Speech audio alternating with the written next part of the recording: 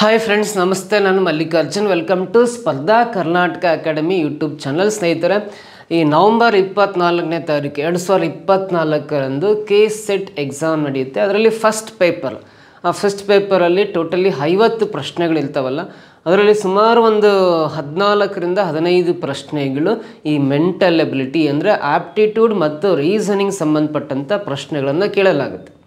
So aptitude reasoning ಕ್ವಶನ್ಸಿಗೆ ನೀವೇನಾದ್ರು right answer ಮಾಡಿದ್ರೆ 100% first paper ನೀವು ಕ್ವಾಲಿಫೈ ಆಗ್ತೀರಿ. ಸೊ ಯಾವ ಥರ ಪ್ರಶ್ನೆಗಳನ್ನು ಕೇಳಿದ್ರೆ ಅವ್ನು ಆನ್ಸರ್ ಮಾಡೋ ವಿಧಾನಗಳನ್ನು ನಿಮಗೆ ಈ ಕ್ಲಾಸಲ್ಲಿ ನಾನು ಹೇಳ್ಕೊಡ್ತೀನಿ. ಅದಕ್ಕಿಂತ ಬಿಫೋರಾಗೆ ನಮ್ಮ ಸ್ಪರ್ಧಾ ಕರ್ನಾಟಕ ಅಕಾಡೆಮಿ ಯೂಟ್ಯೂಬ್ ಚಾನಲ್ಗೆ ನೀವು ಸಬ್ಸ್ಕ್ರೈಬ್ ಆಗಿಲ್ಲ ಅಂದರೆ ಸಬ್ಸ್ಕ್ರೈಬ್ ಆಗಿ ಪಕ್ಕದಲ್ಲಿ ಬರೋ ಬೆಲ್ ಐಕಾನ್ ಪ್ರೆಸ್ ಮಾಡಿ ನೋಟಿಫೈ ಆಗಿರಿ ಅಂತ. ಮೊದಲನೇ ಪ್ರಶ್ನೆ ಏನಿದೆ ಅಂತ ಓದ್ತಾ ಬರೋಣ. 1, 2, 3 A, 4, B ಅಂಕಿಗಳು 5 ಮತ್ತು 12ರಿಂದಲೂ ಭಾಗಿಸಬಹುದಾದರೆ ಈ ಕೆಳಗಿನವುಗಳಲ್ಲಿ A ಮತ್ತು Bಗಳ ಮೊತ್ತ ಯಾವುದಾಗಬಹುದು ಅಂತ ಕೇಳಿದ್ದಾನೆ. ಸೊ ಇಲ್ಲೊಂದು ಸಂಖ್ಯೆ ಕೊಟ್ಟಿದ್ದಾನೆ, 1, 2, 3 A, 4 B. ನಿಮಗೆ ಪ್ರಶ್ನೆ ಏನಾದರೂ ಇಂಗ್ಲೀಷ್ ಮೀಡಿಯಮ್ ಬೇಕಂದ್ರೆ 2024 ನವಂಬರ್ 24ರ KCET ಪೇಪರನ್ನು ಡೌನ್ಲೋಡ್ ಮಾಡ್ಕೊಳ್ರಿ ನೀವು ಗೂಗಲಲ್ಲಿ, ಅಥವಾ ಎಲ್ಲ ಗ್ರೂಪ್ಸಲ್ಲೂ ಬಂದಿರುತ್ತೆ. ಬೇಕಾದ್ರೆ ಇಂಗ್ಲೀಷಲ್ಲಿ ಕ್ವಶನ್ ನೋಡ್ತಾ ಹೋಗ್ರಿ. ಇಂಗ್ಲೀಷಲ್ಲಿ ಕ್ವಶನ್ ಹಾಕ್ಕೊಳ್ಳಿಕ್ಕೆ ಆಗಿಲ್ಲ, ಟೈಮ್ ಆಗಿಲ್ಲ, ಅದಕ್ಕೋಸ್ಕರ. ಸೊ ಇಲ್ಲಿ 1, 2, 3 A, 4 B ಈ ಸಂಖ್ಯೆ 5ರಿಂದ ಮತ್ತು 12ರಿಂದ ಎರಡೂ ಸಂಖ್ಯೆಯಿಂದ ಭಾಗ ಆಗಬೇಕಂದ್ರೆ A ಪ್ಲೇಸಲ್ಲಿ ಬರೋ ಅಂಕೆ B ಪ್ಲೇಸಲ್ಲಿ ಬರೋ ಅಂಕೆಗಳ ಮೊತ್ತ ಎಷ್ಟಿದ್ರೆ ಈ ಪೂರ್ತಿ ಸಂಖ್ಯೆ 5 ಮತ್ತು 12ರಿಂದ ಭಾಗ ಆಗುತ್ತೆ ಅಂತ ಪ್ರಶ್ನೆ ಕೇಳಿದ್ದಾನೆ. ಸೊ ನೋಡ್ರಿ, ಫಸ್ಟ್ ಆಫ್ ಆಲು ಭಾಜಕತೆಯ ನಿಯಮಗಳು ಗೊತ್ತಿರ್ಬೇಕು. ಈ ಕ್ವಶನ್ಗೆ ಆನ್ಸರ್ ಮಾಡ್ಬೇಕಂದ್ರೆ ಭಾಜಕತೆಯ ನಿಯಮಗಳು. ಯಾವುದೇ ಸಂಖ್ಯೆ 5ರಿಂದ ಭಾಗ ಆಗ್ಬೇಕಂದ್ರೆ ಆ ಸಂಖ್ಯೆಯ ಬಿಡಿ ಸ್ಥಾನ ಅಂದರೆ ಯೂನಿಟ್ ಪ್ಲೇಸಲ್ಲಿ 0 ಇರಬೇಕು ಅಥವಾ 5 ಇರಬೇಕು. ಯಾವುದೇ ಸಂಖ್ಯೆ 5ರಿಂದ ಭಾಗ ಆಗುತ್ತೆ ಅಂದರೆ ಇದು ನೋಡ್ರಿ ಬಿಡಿ ಸ್ಥಾನ, B ಇರೋ ಜಾಗನೇ ಬಿಡಿ ಸ್ಥಾನದಲ್ಲಿ 0 ಇರಬೇಕು ಅಥವಾ 5 ಇರಬೇಕು. ಹಂಗಿದ್ರೆ ಮಾತ್ರ ಅದು 5ಇಂದ ಡಿವೈಡ್ ಆಗುತ್ತೆ. ಯಾವುದೇ ಸಂಖ್ಯೆ 12ರಿಂದ ಡಿವೈಡ್ ಆಗ್ಬೇಕಂದ್ರೆ ಫಸ್ಟ್ ಆಫ್ ಆಲ್ ಆ ಸಂಖ್ಯೆ 3 ಮತ್ತು 4 ಎರಡರಿಂದಲೂ ಡಿವೈಡ್ ಆದರೆ ಮಾತ್ರ, ಈ 3 ಮತ್ತು 4 ಎರಡೂ ಸಂಖ್ಯೆಯಿಂದ ಭಾಗ ಆದರೆ ಮಾತ್ರ ಆ ಸಂಖ್ಯೆ 12ರಿಂದ ಭಾಗ ಆಗುತ್ತೆ ಅಂತ ಕರಿತೀವಿ. ಸೊ ಒಂದು ವೇಳೆ ಈ ಸಂಖ್ಯೆ ಅಂದರೆ B ಜಾಗದಲ್ಲಿ 0 ಬರಬೇಕು ಇಲ್ಲ 5 ಬರಬೇಕಷ್ಟೆ. B ಜಾಗದಲ್ಲಿ 0 ಬರಿಬೇಕು ಇಲ್ಲ 5 ಬರಿಬೇಕಷ್ಟೆ. ನಾನು B ಜಾಗದಲ್ಲಿ ಏನಾದರೂ ಈ 5 ಬರ್ಕಂಡೆ ಅಂದರೆ ಆ ಸಂಖ್ಯೆ 5 ಬಂತು ಅಂದರೆ ಆ ಸಂಖ್ಯೆ 4ರಿಂದ ಭಾಗ ಆಗಲ್ಲ. ಹೌದಾ? ಇಲ್ಲಿ 5 ಹಾಕಿದ್ವಿ ಅಂದರೆ ಈ ಕಂಪ್ಲೀಟ್ ನಂಬರು 4ರಿಂದ ಡಿವೈಡ್ ಆಗಲ್ಲ. ಅದಕ್ಕೋಸ್ಕರ ಈ ಬಿಡಿ ಸ್ಥಾನದಲ್ಲಿ 5 ಬರಲ್ಲ, ಬಿಡಿ ಸ್ಥಾನದಲ್ಲಿ 0 ಬರುತ್ತೆ. B ಜಾಗದಲ್ಲಿ 0 ಬರೀತೀವಿ. ಸೊ ಇಲ್ಲ 1, 2, 3 ಬರೆಯೋಣ. ಇಲ್ಲಿ 4 ಇದೆ, ಇಲ್ಲಿ A ಇದೆ. A ಪ್ಲೇಸಲ್ಲಿ ಯಾವ ನಂಬರ್ ಬರುತ್ತೆ ನೋಡೋಣ. ಸೊ ಇವಾಗ ಇದು ಲಾಸ್ಟ್ 2 ಅಂಕೆ 40 ಇದೆ. ಲಾಸ್ಟ್ 2 ಅಂಕೆ 40 ಇದೆ ಅಂದರೆ 100% ಈ ಸಂಖ್ಯೆ 4ರಿಂದ ಭಾಗ ಆಗುತ್ತೆ. ಇದು 3ರಿಂದ ಭಾಗ ಆಗ್ಬೇಕಂದ್ರೆ ಈ ಎಲ್ಲ ಅಂಕೆಗಳನ್ನು ಕೂಡ 1 + 2 3, 3 + 3 6, 6 + 4 10, 10 + 0 10. ಸೊ ಇದು 3ರಿಂದ ಡಿವೈಡ್ ಆಗ್ಬೇಕಂದ್ರೆ ಇವೆಲ್ಲ ಅಂಕೆಗಳ ಮೊತ್ತ, ಇಲ್ಲಿರೋ ಎಲ್ಲ ಅಂಕೆಗಳ ಮೊತ್ತ 3ರ ಅಪವರ್ತಿ ಆಗಿರ್ಬೇಕು. ಸೊ 3ರ ಅಪವರ್ತಿ ಆಗ್ಬೇಕಂದ್ರೆ 10ಕ್ಕೆ ಎಷ್ಟು ಕೂಡಿದ್ರೆ 3ರ ಅಪವರ್ತಿ ಬರುತ್ತೆ? 2 ಕೂಡಿದ್ರೆ 12 ಆಗುತ್ತೆ. ಅಂದರೆ ಇಲ್ಲಿ 2 ಬರಬೇಕು.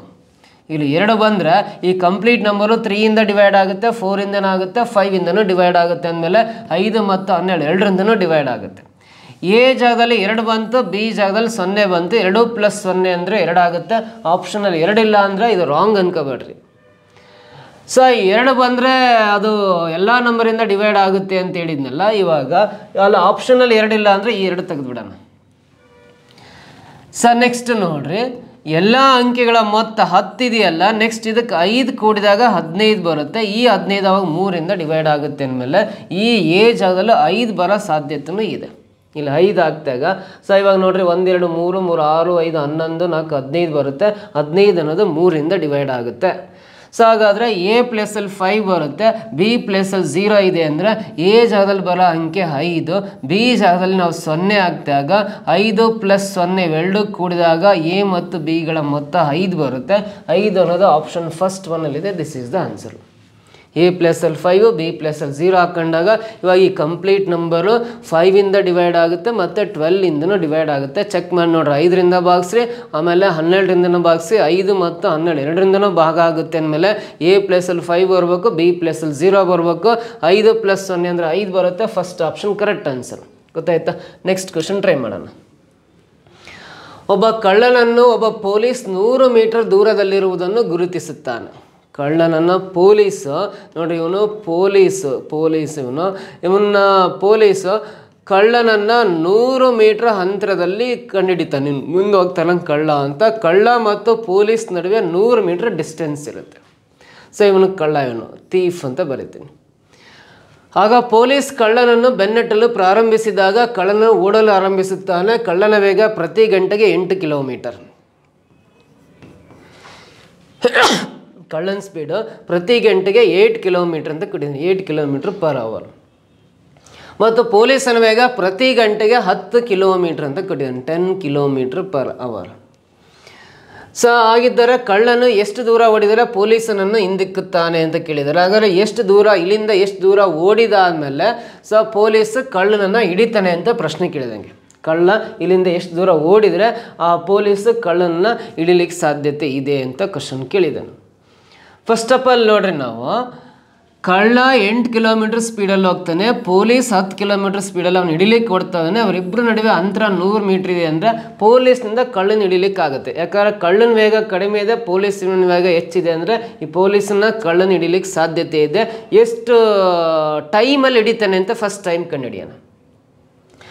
ಸೊ ಟೈಮ್ ಕಂಡುಹಿಡಿಬೇಕಂದ್ರೆ ಟೈಮ್ ಕಂಡುಹಿಡಿಯೋ basic formula distance by speed, ಕಾಲ = ದೂರ ಬೈ ವೇಗ ಅಂತ ಬರೀತೀವಿ. ದೂರ ಅಂದರೆ ಕಳ್ಳ ಮತ್ತು ಪೊಲೀಸ್ ನಡುವೆ ಇರೋ ಅಂತರ 100 ಮೀಟ್ರ್ ಇದೆ, 100 ಮೀಟ್ರ್ ಬರೀತಾ ಅದು.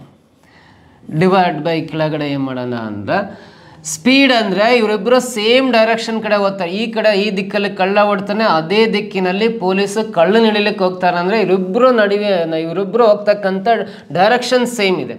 ಇವರಿಬ್ಬರು ಸೇಮ್ ಡೈರೆಕ್ಷನ್ ಹೋಗ್ತಾ ಇದ್ದಾರೆ ಅಂದರೆ ಸ್ಪೀಡನ್ನು ಮೈನಸ್ ಮಾಡಿ ಬರೀಬೇಕು. 10ರಲ್ಲಿ 8 ಮೈನಸ್ ಮಾಡಿರಿ, 10ರಲ್ಲಿ 8 ಮೈನಸ್ ಮಾಡಿದ್ರೆ ಸ್ಪೀಡ್ 2 ಬರುತ್ತೆ. ಇದು km/h ಸ್ಪೀಡು. ಮೇಲ್ಗಡೆ ದೂರ ಮೀಟ್ರಲ್ಲಿದ್ದಾಗ ಸೊ ಈ km/h ಸ್ಪೀಡನ್ನು m/s ಕನ್ವರ್ಟ್ ಮಾಡಿ ಬರೀಬೇಕು ಅಕಾರ್ಡಿಂಗ್ ಟು SI ಯೂನಿಟ್. ನಾವು ಎರಡೇ ಬರೆಯೋಂಗಿಲ್ಲ, ಇದು km/h ಬರುತ್ತೆ. ಸ್ಪೀಡ್ನ ಡಿಫ್ರೆನ್ಸ್ ಮಾಡ್ಬೇಕು. ಸೇಮ್ ಡೈರೆಕ್ಷನ್ ಇದ್ದಾಗ ಇವರಿಬ್ಬರು ಸ್ಪೀಡನ್ನು ಮೈನಸ್ ಮಾಡಬೇಕು. ಮೈನಸ್ ಮಾಡಿದಾಗ 2 ಬರುತ್ತೆ. ಇದು km/h ಇದೆಯಲ್ಲ, ಇದು m/s ಕನ್ವರ್ಟ್ ಮಾಡಬೇಕು. ಅಂದರೆ ಇಂಟು 5/18 ಆದರೆ ಅದು m/s ಕನ್ವರ್ಟ್ ಆಗುತ್ತೆ. ಸೊ ಇವಾಗ 2 1 2 9 18 ಕ್ಯಾನ್ಸಲ್ ಆಗುತ್ತಲ್ಲ, 5/9 m/s ಬರುತ್ತೆ. 5/9 ಬರೆಯೋಣ. ಇದು 100 ಆಗೇ ಇರಲಿ, ಇಂಟು ಹಾಕ್ರಿ, ಡಿವೈಡೆಡ್ ಬೈ ತೆಗೆದು 5/9 ಇರೋದು 9/5 ಆಗುತ್ತೆ. 5 2 10, 0 ಪಕ್ಕ ಬರೆಯೋಣ. 20 × 9 ಅಂದರೆ 29 180 ಸೆಕೆಂಡ್ ಬೇಕಾಗುತ್ತೆ. ಅಂದರೆ ಈ ಕಳ್ಳ ಮತ್ತು ಪೊಲೀಸರು ಓಡ್ಲಿಕ್ಕೆ ಸ್ಟಾರ್ಟ್ ಆಗಿ 180 ಸೆಕೆಂಡ್ ಅಂದರೆ ಅದು 3 ನಿಮಿಷ ಆಗುತ್ತೆ. 60 ಸೆಕೆಂಡಿಗೆ 1 ನಿಮಿಷ ಆದರೆ 180 ಸೆಕೆಂಡಿಗೆ 3 ನಿಮಿಷ ಆದಮೇಲೆ ಪೊಲೀಸು ಕಳ್ಳನನ್ನು ಹಿಡಿತಾನೆ ಅಂತ. ಇವನು 1 ಗಂಟೆಗೆ 8 ಕಿಲೋಮೀಟರ್ ದೂರ ಹೋಗೋದಾದರೆ 3 ನಿಮಿಷಕ್ಕೆ ಎಷ್ಟು ದೂರ ಓಡ್ತಾನೆ ಅಂತ ಕಂಡುಹಿಡಿಯೋಣ. ಸೊ ಎಷ್ಟು ದೂರ ಆದಮೇಲೆ ಕಳ್ಳ ಪೊಲೀಸನಿಗೆ ಸಿಗ್ತಾನೆ ಅಂತ ಪ್ರಶ್ನೆ ಕೇಳಿರೋದ್ರಿಂದ ಇವನು 1 ಗಂಟೆಗೆ 8 ಕಿಲೋಮೀಟರ್ ದೂರ ಓಡ್ತಾನೆ ಆದಮೇಲೆ 3 ನಿಮಿಷಕ್ಕೆ ಎಷ್ಟು ದೂರ ಓಡ್ತಾನೆ ಅಂತ ಕಂಡುಹಿಡ್ಕೊಳ್ಳೋಣ. ಸೊ ಹಾಗಾಗಿ 60 ನಿಮಿಷ, 1 ಗಂಟೆ ಅಂದರೆ 60 ನಿಮಿಷಕ್ಕೆ ಅವನು 8 ಕಿಲೋಮೀಟ್ರ್ ದೂರ ಓಡ್ತಾನೆ ಅಂದರೆ 3 ನಿಮಿಷಕ್ಕೆ ಎಷ್ಟು ದೂರ ಓಡಿದ್ದಾನೆ ಅಂತ ಕಂಡುಹಿಡ್ಕೊಳ್ಳೋಣ. ಸೊ ಇದು 3 1 3 2 6, 0 ಪಕ್ಕ ಬರೆಯೋಣ. 4 2 8, 4 5 20 ಕ್ಯಾನ್ಸಲ್ ಆಗಿ ಮೇಲ್ಗಡೆ 2 ಇದೆ, ಕೆಳಗಡೆ 5 ಇದೆ ಅಂದರೆ 2/5 ಕಿಲೋಮೀಟ್ರ್ ಬೇಕಾಗುತ್ತೆ. 2/5 ಕಿಲೋಮೀಟ್ರ್. ಸೊ 2/5 ಕಿಲೋಮೀಟ್ರ್ ಓಡಿದ ನಂತರ ಕಳ್ಳ ಪೊಲೀಸನಿಗೆ ಸಿಗ್ತಾನೆ ಅಂತ 2/5 ಕಿಲೋಮೀಟ್ರ್ ಅಂತ ಫಸ್ಟ್ ಆಪ್ಷನಲ್ಲಿದೆ. ದಿಸ್ ಈಸ್ ದ ಆನ್ಸರ್ ಅಂತ ಹೇಳ್ಬೋದು. ಇದು second question. Next third question ಬರೋಣ. ಇದರಲ್ಲಿ ಎ, ಬಿ ಮತ್ತು ಸಿ ಒಂದು ಕೆಲಸವನ್ನು ಪೂರ್ಣಗೊಳಿಸಲು ಕ್ರಮವಾಗಿ 24, 6, 12 ದಿನಗಳನ್ನು ತೆಗೆದುಕೊಳ್ಳುತ್ತಾರೆ. ಅವರೆಲ್ಲರ ಜೊತೆಯಾಗಿ ಅದೇ ಕಾರ್ಯವನ್ನು ಪೂರ್ಣಗೊಳಿಸಲು ಎಷ್ಟು ದಿನಗಳನ್ನು ತೆಗೆದುಕೊಳ್ಳುತ್ತಾರೆ ಅಂತ ಇದೆ. ಸೊ ಇದು ಎ, ಬಿ, ಸಿ ಕೊಟ್ಟಿದ್ದಾನೆ. ಎ ಒಂದು ಕೆಲಸ ಮಾಡಲಿಕ್ಕೆ 24 ದಿನ ಬೇಕು, ಬಿ ಅದೇ ಕೆಲಸ ಮಾಡಲಿಕ್ಕೆ 6 ದಿನ ಬೇಕು, ಸಿ ಅದೇ ಕೆಲಸ ಮಾಡಲಿಕ್ಕೆ 12 ದಿನ ಬೇಕಂದರೆ ಈ 3 ಜನ ಒಟ್ಟಾಗಿ ಆ ಕೆಲಸ ಮಾಡಲಿಕ್ಕೆ ಎಷ್ಟು ದಿನ ಬೇಕು ಅಂತ ಪ್ರಶ್ನೆ ಕೇಳಿದ್ದಾನೆ. ಅಂದರೆ ಫಸ್ಟ್ ಈ 3 ಸಂಖ್ಯೆಗಳಿಗೆ 24, 6 ಮತ್ತು 12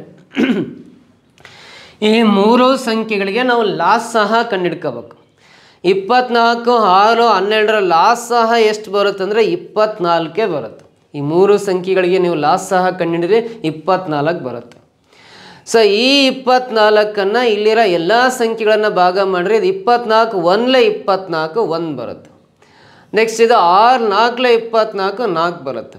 ಇದು 12 2 24 2 ಬರುತ್ತೆ. ಅಂದರೆ ಇದರ ಅರ್ಥ ಈ ಮೂರು ಎ ಒಂದು ಕೆಲಸ ಮಾಡಲಿಕ್ಕೆ 24 ದಿನ ಬೇಕು, ಬಿ ಅದೇ ಕೆಲಸ ಮಾಡಲಿಕ್ಕೆ 6 ದಿನ ಬೇಕು, ಸಿ ಅದೇ ಕೆಲಸ ಮಾಡಲಿಕ್ಕೆ 12 ದಿನ ಬೇಕು. ಈ ಮೂರು ಜನ ಒಟ್ಟಾಗಿ ಆ ಕೆಲಸ ಮಾಡಲಿಕ್ಕೆ ಎಷ್ಟು ದಿನ ಬೇಕು ಅಂತ ಕೇಳಿದಾಗ ಈ ಮೂರು ಜನರ ಕೆಲಸ ಮಾಡೋ ದಿನಗಳ ಸಂಖ್ಯೆಗೆ ಲಾಸ್ ಸಹ LCM ಕಂಡುಹಿಡಿದ್ರೆ 24 ಬರುತ್ತೆ. ಟೋಟಲಿ 24 ಯೂನಿಟ್ಸ್ ಕೆಲಸ ಇದೆ ಅಂತ ತಗೊಳ್ಳೋಣ. 24 ಯೂನಿಟ್ಸ್ ಕೆಲಸ ಇದೆ. ಈ 24 ಯೂನಿಟ್ಸ್ ಕೆಲಸವನ್ನು ಎ 24 ದಿನದಲ್ಲಿ ಮಾಡೋದಾದ್ರೆ ಎ 1 ದಿನಕ್ಕೆ 1 ಯೂನಿಟ್ ಕೆಲಸ ಮಾಡ್ತಾನೆ ಅಂತ. ಇದೇ 24 ಯೂನಿಟ್ ಕೆಲಸವನ್ನು ಬಿ 6 ದಿನದಲ್ಲಿ ಮಾಡ್ತಾನೆ ಅಂದರೆ 6 4 24 4 ದಿನದಲ್ಲಿ ಮಾಡ್ತಾನೆ ಅಂತ. ಸಾರಿ 4 ಯೂನಿಟ್ ಕೆಲಸ ಮಾಡ್ತಾನೆ ಬಿ 1 ದಿನಕ್ಕೆ. ಎ 1 ದಿನಕ್ಕೆ 1 ಯೂನಿಟ್ ಅಷ್ಟೇ ಕೆಲಸ ಮಾಡೋದು, ಬಿ 1 ದಿನಕ್ಕೆ 4 ಯೂನಿಟ್ ಕೆಲಸ ಮಾಡ್ತಾನೆ. ಸಿ ಆ 24 ಯೂನಿಟ್ ಕೆಲಸ ಮಾಡಲಿಕ್ಕೆ 12 ದಿನ ಬೇಕಂದರೆ ಇದು 12 2 24 ಅಲ್ಲ, ಸಿ 1 ದಿನಕ್ಕೆ 2 ಯೂನಿಟ್ ಕೆಲಸ ಮಾಡ್ತಾನೆ ಅಂತ. ಹಾಗಾದರೆ ಈ ಮೂರು ಜನ ಒಟ್ಟಾರೆ 1 ದಿನಕ್ಕೆ ಎಷ್ಟು ಯೂನಿಟ್ ಕೆಲಸ ಮುಗಿಯುತ್ತೆ ಅಂದರೆ 2 + 4 6, 6 + 1 ಅಂದರೆ 1 ದಿನಕ್ಕೆ 7 ಯೂನಿಟ್ಸ್ ಕೆಲಸ ಮಾಡ್ತಾರೆ. 7 ಯೂನಿಟ್ಸ್ ಅಂತ ಕರಿತೀವಿ. ಮೂರು ಜನ ಸೇರಿ 1 ದಿನಕ್ಕೆ 7 ಯೂನಿಟ್ಸ್ ಕೆಲಸ ಮಾಡ್ತಾರೆ ಅಂದರೆ 24 ಯೂನಿಟ್ ಕೆಲಸ ಮುಗಿಲಿಕ್ಕೆ ಎಷ್ಟು ದಿನ ಬೇಕು ಅಂತ ಕೇಳಿದ್ದಾರೆ. ಸೊ ಹಾಗಾದ್ರೆ 24 ಯೂನಿಟ್ಸ್ ಕೆಲಸವನ್ನು 1 ದಿನಕ್ಕೆ 3 ಜನ ಸೇರ್ಕೊಂಡ್ರೆ 7 ಯೂನಿಟ್ ಕೆಲಸ ಮುಗಿಯುತ್ತೆ. 24 ಯೂನಿಟ್ ಕೆಲಸ ಮುಗಿಸ್ಲಿಕ್ಕೆ ಎಷ್ಟು ದಿನ ಬೇಕಂತ ಕಂಡುಹಿಡಿಬೇಕಂದ್ರೆ 7ರಿಂದ 24 ಡಿವೈಡ್ ಮಾಡಿರಿ. 7 3 21 ಕ್ಯಾನ್ಸಲ್ ಆಗಿ ಶೇಷ 3 ಉಳಿಯುತ್ತೆ. ಮೇಲು ಬರೆಯೋಣ. ಈ 7 ಕೆಳಗಡೆ ಬರ್ಕೊಂಡ್ರೆ 3 ಇಂಟೀಜರ್ 3/7 ಡೇಸ್ ಬರುತ್ತೆ. 3 ಪೂರ್ಣಾಂಕ 7ನೇ 3 ದಿನಗಳು ಬರುತ್ತೆ.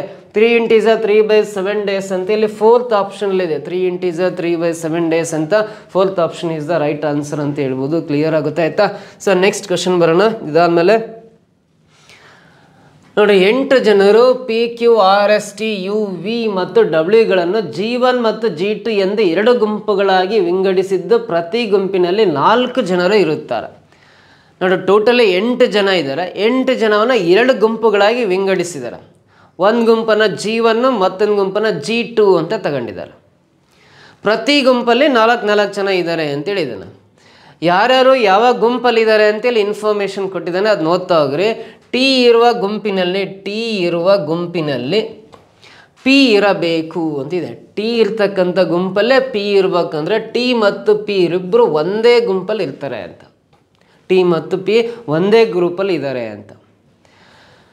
ವಿ ಇರುವ ಗುಂಪಿನಲ್ಲಿ ಕ್ಯೂ ಮತ್ತು ಆರ್ ಇರುವಂತಿಲ್ಲ ಅಂತಿದೆ. ವಿ ಇರುವ ಗುಂಪಿನಲ್ಲಿ ಕ್ಯೂ ಮತ್ತು ಆರ್ ಇರುವಂತಿಲ್ಲ ಅಂದರೆ ಸೊ ನಾನು ಕ್ಯೂ ಮತ್ತು ಆರ್ ಇರ್ತಕ್ಕಂಥ ಇನ್ನೊಂದು ಗ್ರೂಪ್ ಮಾಡ್ತೀನಿ. ವಿ ಇರುವ ಗುಂಪಿನಲ್ಲಿ ಕ್ಯೂ ಮತ್ತು ಆರ್ ಇರುವಂತಿಲ್ಲ ಅಂದರೆ ಇಲ್ಲಿ ವಿ ಬರಿತಾ ಇದೀನಿ. ಯಾಕಂದರೆ ಇಲ್ಲಿ ವಿ ಬರ್ಕೊಂಡು ಕ್ಯೂ ಆರ್ಲ 5 ಜನ ಆಗಿಬಿಡ್ತಾರೆ, ಬರೆಯೋಂಗಿಲ್ಲ. ಸೊ ವಿ ಇರುವ ಗುಂಪಿನಲ್ಲಿ ಕ್ಯೂ ಮತ್ತು ಆರ್ ಇರುವಂತಿಲ್ಲ ಅಂದರೆ ಕ್ಯೂ ಮತ್ತು ಆರನ್ನು ಬೇರೆ ಗುಂಪಲ್ಲಿ ಬರೆದು ವಿನ ಈ ಗ್ರೂಪಲ್ಲಿ ಬರಿತಾ ಇದೀನಿ. ನೆಕ್ಸ್ಟ್ ಮುಂದೆ ಹೋದ್ರಿ.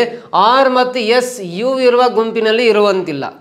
ಆರ್ ಮತ್ತು ಎಸ್ ಅನ್ನೋರು ಯು ಇರುವ ಗುಂಪಿನಲ್ಲಿ ಇರುವಂತಿಲ್ಲ ಅಂದರೆ ಇಲ್ಲಿ ಆರ್ ಇದ್ದಾನೆ ಅಂದರೆ ಅದೇ ಗ್ರೂಪಲ್ಲಿ ಎಸ್ ಬರ್ಕೊಂಡು ಇಲ್ಲಿ ಯು ಬರ್ಕೊಂಡೆ ಅಂದರೆ ನೋಡ್ರಿ, ಆರ್ ಮತ್ತು ಎಸ್ ಯು ಇರುವ ಗುಂಪಿನಲ್ಲಿ ಇಲ್ಲ ಇವರಿಬ್ಬರು. ಸೊ ನೆಕ್ಸ್ಟ್ ನೋಡ್ರಿ, ಡಬ್ಲ್ಯೂ ಮತ್ತು ಯು ಒಂದೇ ಗುಂಪಿನಲ್ಲಿ ಇರುವುದಿಲ್ಲ. ಡಬ್ಲ್ಯೂ ಮತ್ತು ಯು ಒಂದೇ ಗುಂಪಿನಲ್ಲಿ ಇರುವುದಿಲ್ಲ ಅಂದರೆ ಇಲ್ಲಿ ಯು ಇದ್ದಾನೆ ಅಂದರೆ ಈ ಕಡೆ ಡಬ್ಲ್ಯೂ ಬರೀಬೇಕು. ಡಬ್ಲ್ಯೂ ಮತ್ತು ಯು ಒಂದೇ ಗುಂಪಿನಲ್ಲಿ ಇರುವುದಿಲ್ಲ. ಕರೆಕ್ಟ್ ಆಯ್ತು ನೋಡ್ರಿ. 2 ಗುಂಪುಗಳು ಸಿಕ್ಕಿವೆ, ಅದೊಂದು ಗುಂಪು ಅದೊಂದು ಗುಂಪು. ಒಂದು ಗುಂಪಲ್ಲಿ 4 ಜನ, ಇನ್ನೊಂದು ಗುಂಪಲ್ಲಿ 4 ಜನ ಕರೆಕ್ಟ್ ಆದರು.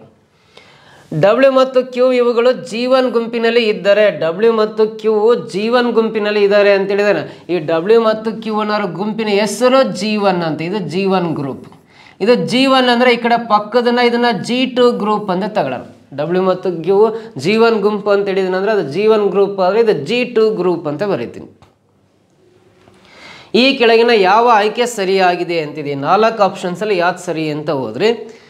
ಆರ್ ಅಂತಕ್ಕಂಥ ವ್ಯಕ್ತಿ G2 ಗುಂಪಿನಲ್ಲಿದ್ದಾನೆ ಅಂತೇಳಿದ್ದಾರೆ. ಇದು G2 ಗುಂಪು. ಈ G2 ಗುಂಪಿನಲ್ಲಿ ಆರ್ ಇಲ್ಲ. ಆರ್ ಇರೋದು G1 ಗುಂಪಲ್ಲಿ. ಹಾಗಾಗಿ ಫಸ್ಟ್ ಆಪ್ಷನ್ ರಾಂಗ್.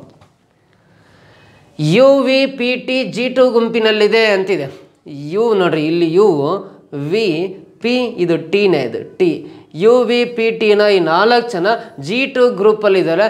UVPT 4 ಜನ G2 ಗುಂಪಿನಲ್ಲಿವೆ ಅನ್ನೋದು ಸರಿ, ಸೆಕೆಂಡ್ ಆಪ್ಷನ್. ಥರ್ಡ್ ನೋಡ್ರಿ, G2 ಗುಂಪಿನಲ್ಲಿದೆ ಅಂತಿದೆ. ಸೊ ಅನ್ನೋ G2 ಅಲ್ಲ, G1 ಗುಂಪಲ್ಲಿರೋದು, ಅದಕ್ಕೋಸ್ಕರ ಥರ್ಡ್ ಆಪ್ಷನ್ನು ರಾಂಗ್. ಮತ್ತು G1 ಗುಂಪಿನಲ್ಲಿವೆ ಅಂತಿದ್ದಾನೆ. ಮತ್ತು G1 ಗುಂಪಲ್ಲಿಲ್ಲ. ಇರೋದು G1 ಅಲ್ಲಿ, ಬಟ್ T ಇರೋದು G2 ನಲ್ಲಿ. ಅವರಿಬ್ಬರು G1 ಗುಂಪಲ್ಲಿಲ್ಲ, ಮಾತ್ರ ಇರೋದು. ಹಾಗಾಗಿ ಇದು wrong. Second option right answer ಅಂತ ಹೇಳ್ಬೋದು. ಕ್ಲಿಯರಾ? No calculation, easy question answer ಮಾಡ್ಬೋದು. ನೆಕ್ಸ್ಟ್ ಪ್ರಶ್ನೆ ಬರೋಣ. ಸರಳ ಚಿತ್ರವನ್ನು ಸಾಲಿನ ಜೊತೆಯಲ್ಲಿ ಹೆಚ್ಚು ಸಂಕೀರ್ಣವಾಗುತ್ತದೆ. ಒಂದು ಕಾಲಮ್ನಿಂದ ಮತ್ತೊಂದು ಕಾಲಮ್ಗೆ ಒಂದು ಚಿತ್ರವನ್ನು ಚಲಿಸಿದಾಗ ಅಥವಾ ಹಾಕಿದಾಗ ಆ ಚಿತ್ರ ಹೆಚ್ಚು ಸಂಕೀರ್ಣವಾಗುವ ಸಾಲನ್ನು ಆರಿಸಿರಿ. ನಿಮ್ಮ ಸರಳಾಕೃತಿಗಳು ಸಂಕೀರ್ಣಗೊಳ್ಳುತ್ತವೆ, ಒಂದು ಆಕೃತಿಯಿಂದ ಮತ್ತೊಂದು ಆಕೃತಿಗೆ ಸಂಕೀರ್ಣಗೊಳ್ಳುವ ಸಾಲನ್ನು ಆರಿಸಿರಿ ಅಂತ ಪ್ರಶ್ನೆ ಇದೆ. ನೋಡ್ರಿ, ಒಂದು ಚಿತ್ರದಿಂದ ಇನ್ನೊಂದು ಚಿತ್ರಕ್ಕೆ ಅಂದರೆ ಇನ್ಕ್ರೀಸ್ ಆಗ್ತಾ ಹೋಗ್ಬೇಕು. ಫಾರ್ ಎಕ್ಸಾಂಪಲ್ ನೋಡ್ರಿ, ಮೊದಲನೇ ಆಪ್ಷನ್ನಲ್ಲಿ ಸೊ ಈ ರೀತಿ ಚಿತ್ರ ಇದೆ, ಇಲ್ಲಿ ಪ್ಲಸ್ ಮಾರ್ಕ್ ಇದೆ, ಇಲ್ಲೊಂದು ಲೈನು, ಟೋಟಲಿ ಇಲ್ಲಿ 4 ಲೈನ್ಸ್ ಇದ್ದಾವೆ ಅಂದರೆ, ಸೊ ಇದೊಂದು ಲೈನು, ಮಧ್ಯದಲ್ಲಿ ಇದೊಂದು ಲೈನ್, 2 ಲೈನ್ ಇದಾವೆ ಅಂತ ತಗೊಂಡ್ರೆ ಆ 2 ಲೈನ್ ಜೊತೆಗೆ ಒಂದು ಎಕ್ಸ್ಟ್ರಾ ಲೈನ್ ಸೇರ್ಕೊಂಡಿದೆ. ಸೊ ಇಲ್ಲಿಂದ ಇಲ್ಲಿಗೆ ಒಂದು ಎಕ್ಸ್ಟ್ರಾ ಲೈನ್ ಇತ್ತು, ಇಲ್ಲಿಂದ ಇಲ್ಲಿಗೆ ಸಂಕೀರ್ಣ ಅಂದರೆ ಹೆಚ್ಚಾಗ್ತಾ ಹೋಯ್ತು. ಇಲ್ಲಿ ಮತ್ತೆ ಇಲ್ಲೊಂದು ಲೈನ್ 2 ಎಕ್ಸ್ಟ್ರಾ ಸೇರ್ಕೊಂಡು, ಸೊ ಇಲ್ಲಿ ಮತ್ತೆ 2 ಇದಾವೆ. ಇಲ್ಲಿಂದ ಇಲ್ಲಿಗೆ ಮತ್ತೆ ಜಾಸ್ತಿ ಆಗಿಲ್ಲ, ಇದರಲ್ಲೂ 2 ಲೈನ್ ಇದಾವೆ, ಇದರಲ್ಲಿ 2 ಲೈನ್ ಇದಾವೆ, ಇದರಲ್ಲಿ 2 ಲೈನೇ ಇರೋದ್ರಿಂದ ಇಲ್ಲಿಂದ ಇಲ್ಲಿಗೆ ಸಂಕೀರ್ಣ ಆಗಿಲ್ಲ, ಅಂದರೆ ಹೆಚ್ಚಾಗ್ತಾ ಹೋಗಿಲ್ಲ, ಅಂದರೆ first option wrong. Second one ನೋಡ್ರಿ, ಒಂದು ಎಕ್ಸ್ಟ್ರಾ ಲೈನ್ ಇದೆ, ಇಲ್ಲೂ ಒಂದೇ ಎಕ್ಸ್ಟ್ರಾ ಲೈನ್ ಇದೆ, ಇಲ್ಲಿಂದ ಇಲ್ಲಿ ಏನು ಚೇಂಜಸ್ ಆಗಿಲ್ಲ ಅಂದರೆ ಇದು 100% ರಾಂಗ್. ಮುಂದಕ್ಕೆ ನೋಡೋ ಅವಶ್ಯಕತೆನೇ ಇಲ್ಲ. ಥರ್ಡ್ ಆಪ್ಷನಲ್ಲಿ ನೋಡ್ರಿ, ಇಲ್ಲಿ 1 2 3 4 ಲೈನ್ಸ್ ಇದಾವೆ. ಸೊ ಇಲ್ಲಿ 1 2 3 4 ಲೈನ್ಸ್ ಇದಾವೆ. ಇಲ್ಲಿ ಮೇಲ್ಗಡೆ 1 ಲೈನ್ ಬಂದಿದೆ ಅಂದರೆ ಇದನ್ನ ನೆಕ್ಸ್ಟ್ ಕಂಟಿನ್ಯೂ ಮಾಡಿದ್ರೆ ಇಲ್ಲಿ ಕೆಳಗಡೆ 1 ಲೈನ್ ಬರುತ್ತೆ. ಸೊ ಇಲ್ಲಿಂದ ಇಲ್ಲಿಗೆ ನಂಬರ್ ಆಫ್ ಲೈನ್ಸ್ ಇನ್ಕ್ರೀಸ್ ಆಗ್ತಾ ಹೋಗ್ಬೇಕು ಅಷ್ಟೇ. ನಂಬರ್ ಆಫ್ ಲೈನ್ಸ್ ಇನ್ಕ್ರೀಸ್ ಆಗ್ತಾ ಹೋಗ್ಬೇಕು, ಇಲ್ಲಿಂದ ಇಲ್ಲಿ ಇನ್ಕ್ರೀಸ್ ಆಗಿದೆ. ಸೊ ನೆಕ್ಸ್ಟ್ ನೋಡ್ರಿ, ಫೋರ್ತ್ ಚಿತ್ರದಲ್ಲಿ ಸೊ ನೆಕ್ಸ್ಟು ಇಲ್ಲಿ ಕೆಳಗಡೆ ಓಪನ್ ಇದೆಯಲ್ಲ, ಕರೆಕ್ಟಾಗಿ ಇಲ್ಲೂ ಒಂದು ಕೆಳಗಡೆ ಓಪನ್ ಬಿಟ್ಟಿದ್ದಾನೆ, ಇಲ್ಲಿಂದ ಇಲ್ಲಿ ಸೇಮ್ ಪ್ಯಾಟ್ರನಲ್ಲಿದೆ ಅಂದರೆ ಥರ್ಡ್ ಆಪ್ಷನ್ನೇ ಕರೆಕ್ಟು. ಫೋರ್ತ್ ಆಪ್ಷನ್ ಏನು ಚೆಕ್ ಮಾಡೋ ಅವಶ್ಯಕತೆ ಇಲ್ಲ, ಯಾಕಂದರೆ ಇಲ್ಲಿ ಕೆಳಗಡೆ ಲೈನ್ ಕೊಟ್ಟು ಮೇಲೆ ಓಪನ್ ಬಿಟ್ಟಿದ್ದೇನೆ, ಇಲ್ಲಿ ಮೇಲ್ ಕೊಟ್ಟು ಕೆಳಗಡೆ ಓಪನ್ ಬಿಟ್ಟಿದ್ದೇನೆ ಅಂದರೆ ಇದು ಆ ಪ್ಯಾಟ್ರನ್ನ ಫಾಲೋ ಮಾಡ್ತಾ ಇಲ್ಲ. Fourth option wrong, third option ಇದಕ್ಕೆ ಸರಿ ಉತ್ತರ ಅಂತ ಹೇಳ್ಬೋದು. ಗೊತ್ತಾಯ್ತಾ? ನೆಕ್ಸ್ಟ್ ಫಿಫ್ತ್ ಕ್ವಶನ್ ಬರೋಣ. ಹೇಳಿಕೆಗಳ ಹಲವು ಡಬ್ಬಿಗಳು ದುಂಡಾಗಿವೆ ಅಂತಿದೆ. Statement wise question. ಇದಕ್ಕೆ ವೆನ್ ಡಯಾಗ್ರಾಮ್ ಹಾಕೊಂಡ್ರೆ ಗೊತ್ತಾಗುತ್ತೆ. ಹಲವು ಡಬ್ಬಿಗಳು ದುಂಡಾಗಿವೆ ಅಂದರೆ ಒಂದು ಡಬ್ಬಿ ಬರೀತಾ ಇದೀನಿ, ಇದು ಹಲವು ಡಬ್ಬಿಗಳು ದುಂಡಾಗಿವೆ ಅನ್ನೋದಕ್ಕೆ ಇನ್ನೊಂದು ಸರ್ಕಲ್ ಬರಿತೀನಿ. ಹಲವು ಅಂದರೆ ಎರಡು ಇಂಟರ್ಸೆಕ್ಟಿಂಗ್ ಸರ್ಕಲ್ ಹಾಕ್ಬೇಕು, ಒಂದಕ್ಕೊಂದು ಛೇದಿಸ್ತಾರ ಹಾಕ್ಬೇಕು. ಹಲವು ಕಪ್ಗಳು ದುಂಡಾಗಿವೆ, ಹಲವು ಕಪ್ಗಳು ಇಲ್ಲಿ ದುಂಡಾಗಿವೆ ಅಂತಿದೆಯಲ್ಲ, ಅಲ್ಲ ಹಲವು ಕಪ್ಗಳು ಅಂತ ಕೊಟ್ಟಿದ್ದಲ್ಲ, ಇದು ಕಪ್ಗಳಿಗೆ ಸರ್ಕಲ್ ಹಾಕ್ತೀನಿ. ಎರಡಲ್ಲಿ ಹಲವು ಅಂತಲೇ ಕೊಟ್ಟಿರೋದ್ರಿಂದ ಮತ್ತೆ ಇದು ಎರಡನೇ ಚಿತ್ರ ಇನ್ನೊಂದು ಹಾಕೋಬೇಕು. ಸೊ ಮೂರು ಒಂದಕ್ಕೊಂದು ಇಂಟರ್ಸೆಕ್ಟ್ ಆಗೋ ಥರ ಬರಿಬೇಕು. ಒಂದು ಸರ್ಕಲ್ ಡಬ್ಬಿಗಳು, ಮತ್ತೊಂದು ಸರ್ಕಲ್ ದುಂಡಾಗಿವೆ, ಮತ್ತೊಂದು ಸರ್ಕಲ್ ಕಪ್ಪುಗಳು ಅಂತಿದೆ, ಇದನ್ನು ಬರಿಬೇಕು. ಈ ರೀತಿ ಎರಡು ವೆನ್ ಡಯಾಗ್ರಾಮ್ಸ್ ಡ್ರಾ ಮಾಡಿಕೊಂಡು ಇದಕ್ಕೆ ಸಂಬಂಧಪಟ್ಟಂಥ ತೀರ್ಮಾನಗಳು ಏನು ತಗೊಂಡಿದ್ರೆ ಅವು ಸಲಿನ ತಪ್ಪು ನೋಡೋಣ. ಹಲವು ಡಬ್ಬಿಗಳು ಕಪ್ಗಳಾಗಿವೆ ಅಂತಿದೆ. ಸೊ ಇಲ್ಲಿ ಡಬ್ಬಿ ಸರ್ಕಲ್ ಇದೆ, ಇಲ್ಲಿ ಕಪ್ ಸರ್ಕಲ್ ಇದೆ, ಎರಡು ಸಪ್ರೇಟ್ ಇದಾವೆ ಅಂದರೆ ಯಾವುದೇ ಡಬ್ಬಿ ಕಪ್ಗಳಾಗಿಲ್ಲ ಅಂತ ಕೊಡ್ಬೇಕಾಯ್ತು. ಇಲ್ಲ ಹಲವು ಡಬ್ಬಿಗಳು ಕಪ್ಗಳಾಗಿವೆ ಅಂತ ಕೊಟ್ಟಿರೋದ್ರಿಂದ ಮೊದಲನೇ ಚಿತ್ರದ ಪ್ರಕಾರ ಇದು ರಾಂಗ್. ಫಸ್ಟ್ ಡಯಾಗ್ರಾಮ್ ಪ್ರಕಾರನ ರಾಂಗ್ ಇದೆ ಅಂದರೆ ಸೆಕೆಂಡ್ ಡಯಾಗ್ರಾಮಲ್ಲಿ ಚೆಕ್ ಮಾಡೋ ಅವಶ್ಯಕತೆ ಇಲ್ಲ, ಕಂಪ್ಲೀಟ್ಲಿ ಫಸ್ಟ್ ಒನ್ ರಾಂಗ್ ಅಂತ ಹೇಳ್ತೀವಿ. ಎಲ್ಲ ದುಂಡಾಗಿರುವ ವಸ್ತುಗಳು ಡಬ್ಬಿಗಳಾಗಿರುತ್ತವೆ ಅಥವಾ ಕಪ್ಗಳಾಗಿರುತ್ತವೆ ಅಂತಿದೆ. ಎಲ್ಲ ದುಂಡಾಗಿರುವ ವಸ್ತುಗಳು ಡಬ್ಬಿಗಳಾಗಿರುತ್ತವೆ ಅಂತಿಲ್ಲ. ಸೊ ದುಂಡಾಗಿರೋ ಕೆಲವು ವಸ್ತುಗಳು ಮಾತ್ರ ಡಬ್ಬಿಗಳಾಗಿದ್ದಾವೆ, ದುಂಡಾಗಿರುವ ಕೆಲವು ವಸ್ತುಗಳು ಮಾತ್ರ ಡಬ್ಬಿಗಳಾಗಿದ್ದಾವೆ, ಅಥವಾ ದುಂಡಾಗಿರುವ ಕೆಲವು ವಸ್ತುಗಳು ಮಾತ್ರ ಕಪ್ಪುಗಳಾಗಿದ್ದಾವೆ. ಎಲ್ಲ ವಸ್ತುಗಳು ದುಂಡಾಗಿರುವ ಎಲ್ಲ ವಸ್ತುಗಳು ಡಬ್ಬಿಗಳಾಗಿಲ್ಲ, ದುಂಡಾಗಿರೋ ಎಲ್ಲ ವಸ್ತುಗಳು ಕಪ್ಪುಗಳಾಗಿಲ್ಲ. ದುಂಡಾಗಿರೋ ಕೆಲವು ವಸ್ತುಗಳು ಅಥವಾ ಹಲವು ವಸ್ತುಗಳು ಡಬ್ಬಿಗಳಾಗಿದ್ದಾವೆ, ದುಂಡಾಗಿರುವ ಹಲವು ಕಪ್ಪುಗಳು, ಹಲವು ದುಂಡಾಗಿರುವ ವಸ್ತುಗಳು ಕಪ್ಗಳಾಗಿದ್ದಾವೆ, ಎಲ್ಲವೂ ಆಗಿಲ್ಲ. ಅದಕ್ಕೋಸ್ಕರ ಇದು ಕೂಡ ರಾಂಗ್ ಅಂತ ಹೇಳ್ತೀವಿ.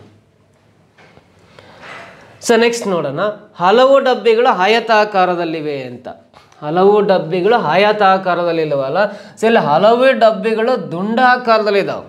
ಇನ್ನು ಉಳಿದವು ಯಾವ ಆಕಾರದಲ್ಲಿದ್ದಾವೆ ಅಂತ ನಮಗೆ ಗೊತ್ತಿಲ್ಲ, ಹಾಗಾಗಿ ಇಂಡೆಫಿನೆಟ್ ಇದು, ಅದಕ್ಕೋಸ್ಕರ ರಾಂಗ್ ಅಂತ ಹೇಳ್ತೀವಿ. ಹಲವು ಕಪ್ಪುಗಳು ಸಮತಟ್ಟಾಗಿವೆ ಅಂತಿದ್ದಾವೆ.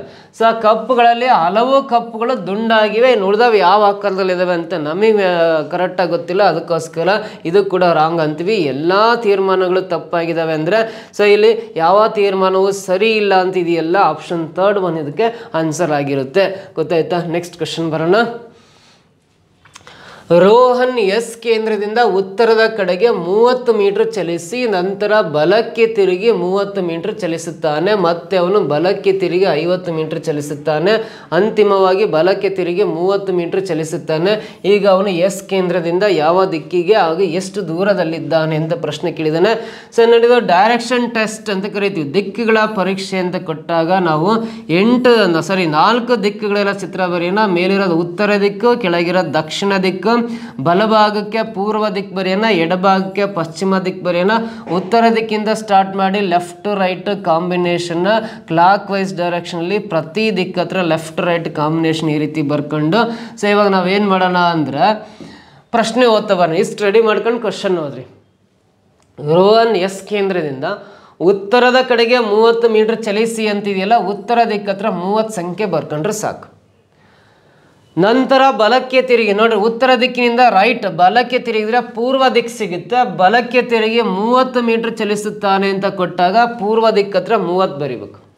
ಮತ್ತೆ ಅವನು ಬಲಕ್ಕೆ ತಿರುಗಿ 50 ಮೀಟರ್, ಇಲ್ಲಿಂದ ಬಲ ಅಂದರೆ ದಕ್ಷಿಣ ದಿಕ್ಕು ಬರುತ್ತೆ, 50 ಮೀಟರ್ ಹೇಳಿದರೆ 50 ಬರೀತೀನಿ. ಅಂತಿಮವಾಗಿ ಬಲಕ್ಕೆ ತಿರುಗಿ 30 ಮೀಟರ್ ಅಂತಿದೆಯಲ್ಲ, ಇಲ್ಲಿಂದ ಬಲ ಅಂದರೆ ನಾವು ಪಶ್ಚಿಮ ದಿಕ್ಕು ಬರುತ್ತೆ, 30 ಮೀಟರ್ ಇದೆ, 30 ಬರಿತಾ ಇದೀನಿ.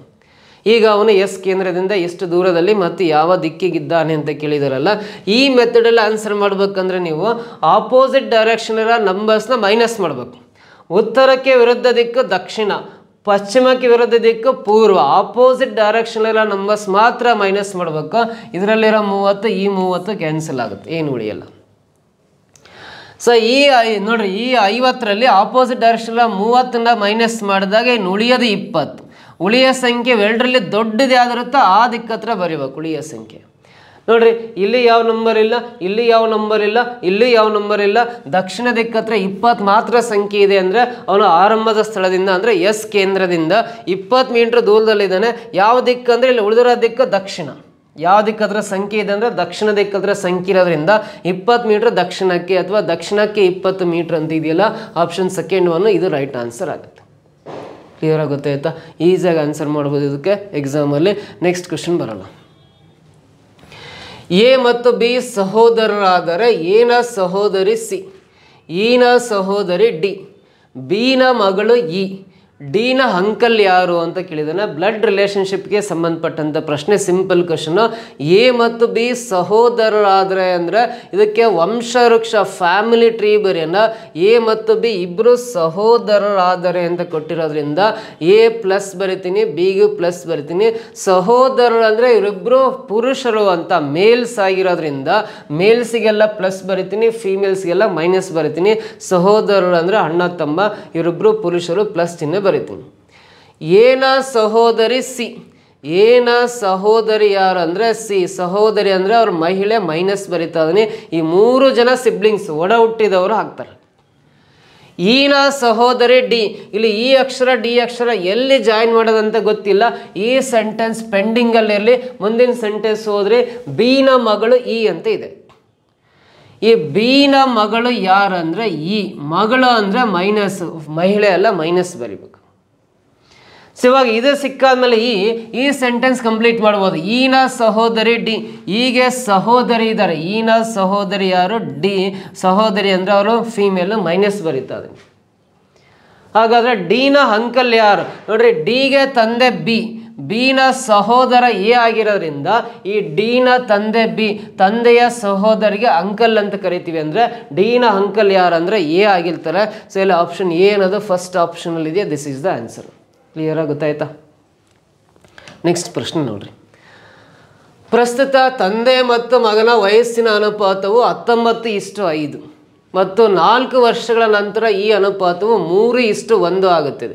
ಹಾಗಾದರೆ ಪ್ರಸ್ತುತ ತಂದೆಯ ವಯಸ್ಸಿನ ಮೊತ್ತವೆಷ್ಟು, ತಂದೆ ಮತ್ತು ಮಗನ ವಯಸ್ಸಿನ ಮೊತ್ತವೆಷ್ಟು ಅಂತ ಕೇಳಿದ್ದೇನೆ. ಇದು ಏಜ್ ರಿಲೇಟೆಡ್ ಪ್ರಾಬ್ಲಮ್ಸ್. ಈ ಥರ ಲೆಕ್ಕಗಳನ್ನು ನಮ್ಮ ಯೂಟ್ಯೂಬ್ ಚಾನಲಲ್ಲಿ ಏಜ್ ರಿಲೇಟೆಡ್ ಪ್ರಾಬ್ಲಮ್ಸ್ 1, 2, 3 ಅಂತ ಒಂದು 3 ವಿಡಿಯೋಸ್ ಇದ್ದಾವೆ. ಆ 3 ವಿಡಿಯೋ ಕಂಪ್ಲೀಟಾಗಿ ಯಾರು ವಾಚ್ ಮಾಡಿರ್ತಾರಲ್ಲ ಈ ಪ್ರಶ್ನೆನ 100% ಕರೆಕ್ಟ್ ಮಾಡಿರ್ತೀರಿ. ಸೊ ನೋಡ್ರಿ, ತಂದೆ ಮತ್ತು ಮಗನ ಈಗಿನ ವಯಸ್ಸಿನ ಅನುಪಾತ 19:5 ಇದೆ. ಆಮೇಲೆ 4 ವರ್ಷಗಳ ನಂತರ ಈ ಅನುಪಾತ ಎಷ್ಟಿದೆ, 3:1 ಆಗುತ್ತದೆ ಅಂತ ಕೊಟ್ಟಿದೆ. 4 ವರ್ಷಗಳ ನಂತರ 4 years ಆಫ್ಟರ್ ರೇಷು 3:1 ಆಗುತ್ತೆ. ಹಾಗಾದರೆ ಪ್ರಸ್ತುತ ತಂದೆ ಮತ್ತು ಮಗನ ವಯಸ್ಸಿನ ಮೊತ್ತವೆಷ್ಟು ಅಂತ ಕೇಳಿದ್ದಾನೆ. ವಯಸ್ಸಿನ ಮೊತ್ತ ವೆರಿ ಸಿಂಪಲ್ ಆಗಿ ಆನ್ಸರ್ ಮಾಡ್ಬೇಕಂದ್ರೆ ಈಗಿನ ವಯಸ್ಸುಗಳ ಅನುಪಾತ ತಂದೆಗೂ ಮತ್ತು ಮಗನಿಗೆ 19:5 ಇದೆ ಅಂದರೆ ಇವೆರಡು ಕೂಡ್ರಿ 19 + 5 24 ಬರುತ್ತೆ. ಅನುಪಾತಗಳ ಮೊತ್ತ 24. ಇಲ್ಲಿ ವಯಸ್ಸಿನ ಮೊತ್ತ ಕೇಳಿದಾಗ ಈಗಿನ ಅನುಪಾತಗಳ ಮೊತ್ತ 24 ಬರುತ್ತೆ. ಈಗಿನ ವಯಸ್ಸುಗಳ ಮೊತ್ತ ಕೇಳಿದಾನೆ, ಪ್ರಸ್ತುತ ಅಂತ ಕೇಳಿದಾನೆ ಅಂದರೆ ಪ್ರಸ್ತುತ ಅನುಪಾತ, ಇದು ಪ್ರಸ್ತುತ ಅಂತ ಪ್ರಶ್ನೆಲಿದೆ. ಪ್ರಸ್ತುತ ತಂದೆ ಮತ್ತು ಮಗನ ವಯಸ್ಸಿನ ಅನುಪಾತ 9:1 ಕೊಟ್ಟಿದ್ದಾನೆ ಅಂದರೆ ಪ್ರಸ್ತುತ ಅನುಪಾತಗಳ ಮೊತ್ತ 24 ಆಗುತ್ತಲ್ಲ. ಈ 24ರಿಂದ ಡಿವೈಡ್ ಆಗೋ ನಂಬರ್ ಇಲ್ಲಿ ಆಪ್ಷನಲ್ಲಿ ಯಾವುದಿರುತ್ತೋ ಅದೇ ಸರಿ ಉತ್ತರ. 40 24ರಿಂದ ಡಿವೈಡ್ ಆಗಲ್ಲ, 42 24ರಿಂದ ಡಿವೈಡ್ ಆಗಲ್ಲ, 44 24ರಿಂದ ಡಿವೈಡ್ ಆಗಲ್ಲ, 48 ಮಾತ್ರ 24ರಿಂದ ಡಿವೈಡ್ ಆಗುತ್ತೆ. ಹಾಗಾಗಿ ತಂದೆ ಮತ್ತು ಮಗನ ವಯಸ್ಸಿನ ಮೊತ್ತ 48 ವರ್ಷ ಆಗಿರುತ್ತೆ. ಆಪ್ಷನ್ ಸೆಕೆಂಡ್ ಒನ್ನೇ ಕರೆಕ್ಟು. ನೀವು ಕ್ಯಾಲ್ಕುಲೇಷನ್ ಮಾಡೋ ಅವಶ್ಯಕತೆನೇ ಇಲ್ಲ. ಕ್ಲಿಯರಾ? ನೆಕ್ಸ್ಟ್ ಪ್ರಶ್ನೆ ನೋಡ್ರಿ. ಇಲ್ಲಿ ಗಣಿತದ ಹಲವು ಚಿಹ್ನೆಗಳನ್ನು ಬೇರೆ ಬೇರೆ ಚಿಹ್ನೆಗಳಾಗಿ ಬದಲಾಯಿಸಲಾಗಿದೆ. ಇಲ್ಲಿ ನೋಡ್ರಿ, ಗ್ರೇಟರ್ ದೆನ್ ಸಿಂಬಲ್ ಇದ್ದತ್ರ ಡಿವೈಡ್ ಬೈ ಕೊಟ್ಟಿದ್ದಾನೆ, ಲೆಸ್ ದೆನ್ ಇದ್ದತ್ರ ಪ್ಲಸ್ ಸಿಂಬಲ್ ಕೊಟ್ಟಿದ್ದಾನೆ, ಪ್ಲಸ್ ಸಿಂಬಲ್ ಹಾಕ್ಬೇಕು ಅಂತ. ಸೊ ನೆಕ್ಸ್ಟು ಪ್ಲಸ್ ಇದ್ದತ್ರ ಈಕ್ವಲ್ ಟು ಹಾಕ್ರಿ, ಇಂಟು ಇದ್ದತ್ರ ಲೆಸ್ ದೆನ್ ಸಿಂಬಲ್ ಹಾಕ್ರಿ. ಸೊ ಇಲ್ಲಿ ಅಪ್ವರ್ಡ್ ಸಿಂಬಲ್ ಇದೆ, ಇಂಟು ಹಾಕ್ರಿ. ಡೌನ್ವರ್ಡ್ ಸಿಂಬಲ್ ಇದ್ದರೆ ಮೈನಸ್ ಹಾಕ್ರಿ, ಮೈನಸ್ ಇದ್ದರೆ ಗ್ರೇಟರ್ ದೆನ್ ಹಾಕ್ರಿ ಅಂತ ಕೊಟ್ಟಿದ್ದಾನೆ. ಈ ಕೆಳಗಿನ ಆಯ್ಕೆಗಳಲ್ಲಿ ಸರಿಯಾದ ಉತ್ತರವನ್ನು ಆರಿಸಿರಿ ಅಂತಿದೆ. ಇದನ್ನು ಆಪ್ಷನ್ ಥ್ರೂನೇ ಮಾಡ್ಕೋಬೇಕು, ಇದಕ್ಕೇನು ಫಾರ್ಮುಲಾ ಏನಿಲ್ಲ. ಸೊ ಇಲ್ಲಿ 8 ಇದೆ, ಫಸ್ಟ್ ಆಪ್ಷನ್ ಬಿಡಿಸ್ತಾ ಹೋಗೋಣ. 8 ಲೆಸ್ ದೆನ್ ಸಿಂಬಲ್ ಇದ್ದತ್ರ ಪ್ಲಸ್ ಹಾಕ್ರಿ ಅಂತ ಹೇಳಿದಾನೆ, ಪ್ಲಸ್ ಬರೀತಾ ಇದ್ದೀನಿ. ನೆಕ್ಸ್ಟ್ 2 ಇದೆ. ಡೌನ್ವರ್ಡ್ ಆರ್ ಚಿಹ್ನೆ ಇದೆಯಲ್ಲ ಈ ರೀತಿ, ಸೊ ಈ ಚಿಹ್ನೆ ಕೊಟ್ಟಿದ್ದಾನೆ, ಇದಕ್ಕೆ ಮೈನಸ್ ಇದೆ, ಮೈನಸ್ ಬರೀತಾ ಇದ್ದೀನಿ. 6 ಇದೆ, 6 ಬರೀತೀನಿ. ನೆಕ್ಸ್ಟ್ ಪ್ಲಸ್ ಚಿಹ್ನೆ ಇದೆ, ಪ್ಲಸ್ ಈಕ್ವಲ್ ಟು ಹೇಳಿದ್ದಾನೆ, ಈಕ್ವಲ್ ಟು ಬರೀತಾ ಇದ್ದೀನಿ. 5 ಇದೆ, 5 ಬರೆಯೋಣ. ನೆಕ್ಸ್ಟು ಅಪ್ವರ್ಡ್ ಆರ್ ಚಿಹ್ನೆ ಇದೆ ಅಂದರೆ ಈ ಚಿಹ್ನೆ ಕೊಟ್ಟಿದ್ದಾನೆ, ಅದು ಇಂಟು ಅಂತ ಅರ್ಥ, ಇಂಟು ಬರಿತೀನಿ. 2 ಇದೆ ನಂಬರಲ್ಲಿ, 2 ಬರಿತೀನಿ. ಸೊ ಈ ರೀತಿ ಚಿಹ್ನೆ ಇದೆಯಲ್ಲ ಇದಕ್ಕೆ ಮೈನಸ್ ಅಂತ ಕೊಟ್ಟಿದ್ದಾನೆ, ಮೈನಸ್ 6 ಬರಿತಾ ಇದ್ದೀನಿ. ಇದು ಸಿಂಪ್ಲಿಫೈ ಮಾಡಿರಿ. LHS RHS ಕರೆಕ್ಟ್ ಬಂತು ಅಂದರೆ ಈಕ್ವಲ್ ಇಂದ ಇದು ಲೆಫ್ಟ್ ಸೈಡಲ್ಲಿರೋ ಈಕ್ವೇಷನ್, ಇದು ರೈಟ್ ಸೈಡಲ್ಲಿರೋದು. ಇವೆರಡು ಸಪ್ರೇಟ್ ಸಿಂಪ್ಲಿಫೈ ಮಾಡೋಣ. 8 + 2 10, 10 - 6 ಬರುತ್ತೆ. ಫಸ್ಟ್ ಇಲ್ಲಿ ಗುಣಾಕಾರ ಮಾಡಿರಿ. 5 2 10 -6, 10 - 6 ಅಂದರೆ 4, ಇಲ್ಲೂ 10 - 6 ಅಂದರೆ 4. LHS RHS ಕರೆಕ್ಟ್ ಬಂದಿದೆ ಅಂದರೆ ಮೊದಲನೇ ಆಪ್ಷನ್ನೇ ಸರಿ ಇರುತ್ತೆ. ನೀವು ಸೆಕೆಂಡ್, ಫೋರ್ತ್, ಥರ್ಡು ಚೆಕ್ ಮಾಡೋ ಅವಶ್ಯಕತೆನೇ ಇಲ್ಲ. LHS RHS ಈಕ್ವಲ್ ಬಂದಿದೆ ಅಂದರೆ ಸರಿಯಾದ ಉತ್ತರ ಯಾವುದು ಅಂದರೆ ಆಪ್ಷನ್ ಫಸ್ಟ್ ಒನ್ನೇ ಅಂತ ಹೇಳ್ಬೋದು. ಕ್ಲಿಯರಾಗಿ ಗೊತ್ತಾಯ್ತು. ಈ ರೀತಿ ಸಿಂಪಲ್ ಆಗಿ ಇದನ್ನು ಬಿಡಿಸ್ಬೋದು. ನೆಕ್ಸ್ಟ್ ಪ್ರಶ್ನೆ ಟ್ರೈ ಮಾಡ್ತಾ ಬನ್ನಿ. ಮುಂದಿನ ಪ್ರಶ್ನೆ, ಒಂದು ಶಾಲೆಯಲ್ಲಿ ಒಟ್ಟು 3600 ವಿದ್ಯಾರ್ಥಿಗಳಿದ್ದಾರೆ. ವಿವಿಧ ಆಸಕ್ತ ಅಥವಾ ಹವ್ಯಾಸದ ತರಗತಿಗಳಿಗೆ ದಾಖಲಾದ ವಿದ್ಯಾರ್ಥಿಗಳ ಶೇಕಡಾವಾರು ವಿವರ ಈ ಕೆಳಗಿನಂತಿದೆ. ಹಾಗಾದರೆ ಹೊಲಿಗೆ ಮತ್ತು ನಾಟಕ ತರಗತಿಗಳಿಗೆ ನೋಂದಾಯಿಸಿರುವ ಒಟ್ಟು ವಿದ್ಯಾರ್ಥಿಗಳ ಸಂಖ್ಯೆ ಎಷ್ಟು ಅಂತ ಪ್ರಶ್ನೆ ಕೇಳಿದ್ದಾನೆ. ನೋಡ್ರಿ, ವಿದ್ಯಾರ್ಥಿಗಳ ಆಸಕ್ತಿಗೆ ಅನುಗುಣವಾಗಿ ಕೆಲವೊಂದು ಕಾಂಪಿಟೇಷನಲ್ಲಿ ಎಷ್ಟೆಷ್ಟು ವಿದ್ಯಾರ್ಥಿಗಳು ಕಾಂಪೀಟ್ ಮಾಡಿದ್ದಾರೆ ಅಂತ ಈ ಒಂದು ಪೈ ಚಾರ್ಟಲ್ಲಿ ಕೊಟ್ಟಿದ್ದಾನೆ. ಟೋಟಲ್ ಒಂದು ಶಾಲೆ ಇರ್ತಕ್ಕಂಥದ್ದು 3600 ವಿದ್ಯಾರ್ಥಿಗಳಲ್ಲಿ 18% ವಿದ್ಯಾರ್ಥಿಗಳು ಸಂಗೀತ ತರಗತಿಗಳಿಗೆ ಆಸಕ್ತಿ ತೋರಿಸಿದ್ದಾರೆ, ಎನ್ರೋಲ್ ಆಗಿದ್ದಾರೆ, ನೋಂದಾಯಿಸ್ಕೊಂಡಿದ್ದಾರೆ ಅಂತ ಅರ್ಥ. ಡ್ಯಾನ್ಸ್ ನೃತ್ಯ ತರಗತಿಗಳಿಗೆ 21% ವಿದ್ಯಾರ್ಥಿಗಳು ಎನ್ರೋಲ್ ಮಾಡ್ಕೊಂಡಿದ್ದಾರೆ ಅಂತ, ಹೆಸರನ್ನು ನೋಂದಾಯಿಸಿದ್ದಾರೆ ಅಂತ. ಚಿತ್ರಕಲಾ ತರಗತಿಗಳಿಗೆ 15% ವಿದ್ಯಾರ್ಥಿಗಳು ತಮ್ಮ ಹೆಸರನ್ನು ನೋಂದಾಯಿಸ್ಕೊಂಡಿದ್ದಾರೆ ಅಂತ. ಆಮೇಲೆ ಹೊಲಿಗೆ ತರಗತಿಗಳಿಗೆ 11% ವಿದ್ಯಾರ್ಥಿಗಳು ಹೆಸರನ್ನು ನೋಂದಾಯಿಸ್ಕೊಂಡಿದ್ದಾರೆ. ನಾಟಕ ತರಗತಿಗಳಿಗೆ 13% ವಿದ್ಯಾರ್ಥಿಗಳು ತಮ್ಮ ಹೆಸರನ್ನು ನೋಂದಾಯಿಸ್ಕೊಂಡಿದ್ದಾರೆ. ಅಡುಗೆ ತರಗತಿಗಳಿಗೆ 22% ವಿದ್ಯಾರ್ಥಿಗಳು ಹೆಸರನ್ನು ನೋಂದಾಯಿಸ್ಕೊಂಡಿದ್ದಾರೆ ಅಂತ. ಸೊ ಈ ಒಂದು ಪೈ ಚಾರ್ಟಲ್ಲಿ ಅದಿಷ್ಟು ಇನ್ಫಾರ್ಮೇಷನ್ ಕೊಟ್ಟಿದ್ದಾನೆ. ಬಟ್ ಇಲ್ಲಿ ಪ್ರಶ್ನೆ, ಹೊಲಿಗೆ ಮತ್ತು ನಾಟಕ ತರಗತಿಗಳಿಗೆ ನೋಂದಾಯಿಸಿರುವ ಒಟ್ಟು ವಿದ್ಯಾರ್ಥಿಗಳ ಸಂಖ್ಯೆ ಕೇಳಿದ್ದಾನೆ. ಏನಂದರೆ ಒಂದೇ ಸಿಂಪಲ್ ಲೈನು ಸಿಂಗಲ್ ಲೈನಲ್ಲಿ ಆನ್ಸರ್ ಮಾಡೋದಾದ್ರೆ ಹೊಲಿಗೆಗೆ ಇಲ್ಲಿ 11% ವಿದ್ಯಾರ್ಥಿಗಳು ಹೆಸರನ್ನು ನೋಂದಾಯಿಸ್ಕೊಂಡಿದ್ದಾರೆ. ನಾಟಕಕ್ಕೆ 13% ವಿದ್ಯಾರ್ಥಿಗಳು ಹೆಸರನ್ನು ನೋಂದಾಯಿಸ್ಕೊಂಡಿದ್ದಾರೆ. 11 + 13 ಕೂಡಿ ಅವೆರಡೂ ಸೇರಿ 24% ವಿದ್ಯಾರ್ಥಿಗಳು ಹೆಸರನ್ನು ನೋಂದಾಯಿಸ್ಕೊಂಡಿದ್ದಾರೆ ಹೊಲಿಗೆ ಮತ್ತು ನಾಟಕಗಳಿಗೆ ಸೇರಿ. ಪರ್ಸೆಂಟೇಜಲ್ಲಿ ಕೊಟ್ಟಿರೋದ್ರಿಂದ 100ಕ್ಕೆ 24 ವಿದ್ಯಾರ್ಥಿಗಳ ನೋಂದಾಯಿಸ್ಕೊಂಡಿದ್ದಾರೆ ಅಂದರೆ ಟೋಟಲ್ ಆ ಶಾಲೆಯಲ್ಲಿರೋದು 3600 ವಿದ್ಯಾರ್ಥಿಗಳಿಗೆ ಎಷ್ಟು ಅಂತ ಕಂಡುಹಿಡ್ಕೋಬೇಕು. 2 0 ಕ್ಯಾನ್ಸಲ್ಲು, ಕೆಳಗಡೆ ಒಂದಿದೆ ಅವಶ್ಯಕತೆ ಇಲ್ಲ. ಇವೆರಡು ಗುಣಾಕಾರ ಮಾಡಿರಿ. 24 6 144 4 ದಶಕ 14. 24 3 72 + 14 ಅಂದರೆ 86 ಆಗುತ್ತೆ. ಹೊಲಿಗೆ ಮತ್ತು ನಾಟಕಗಳಿಗೆ ಸೇರಿ ಟೋಟಲ್ ಇಲ್ಲಿ ಎಷ್ಟು ಅಂದರೆ 864 ವಿದ್ಯಾರ್ಥಿಗಳು ತಮ್ಮ ಹೆಸರನ್ನು ನೋಂದಾಯಿಸ್ಕೊಂಡಿದ್ದಾರೆ. 864 ಆಪ್ಷನ್ 3rd ಒನ್ನಲ್ಲಿ ಇದೆ ನೋಡ್ರಿ 864. This is the right answer ಅಂತ ಹೇಳ್ಬೋದು. ಗೊತ್ತಾಯ್ತಾ? ಸೊ ನೆಕ್ಸ್ಟ್ ಕ್ವಶನ್ ಕೇಳಿದರೆ, ಒಂದು ಅಸಮತೋಲಿತ ನಾಣ್ಯವನ್ನು ಎಸೆದಾಗ ಎಡ್ ಬರುವ ಸಂಭವನೀಯತೆ ಟೈಲ್ ಬರುವ ಸಂಭವನೀಯತೆಯ 2 ಪಟ್ಟಾಗಿದೆ. ಹಾಗಾದರೆ ಈ ಕೆಳಗಿನ ಯಾವ ಹೇಳಿಕೆ ಸರಿಯಾಗಿದೆ ಅಂತ.